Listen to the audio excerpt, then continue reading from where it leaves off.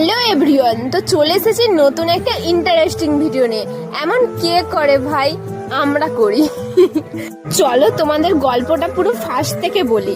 তো আমরা সবাই মিলে এক জায়গায় ট্রাভেল করছিলাম, তো সেখানে গিয়ে 5-10 মিনিটের জন্য দাঁড়াই একটা বিরিয়ানির দোকানের সামনে।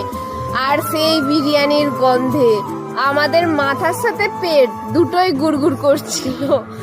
তাই আমরা ভাবলাম যে এক প্লেট বিরিয়ানি কিনে টেস্ট করা যাক। মানে টেস্ট করা মানে আর কি, মাথা আর পেটের গুড়গুড়ানিটা থামানো যাক।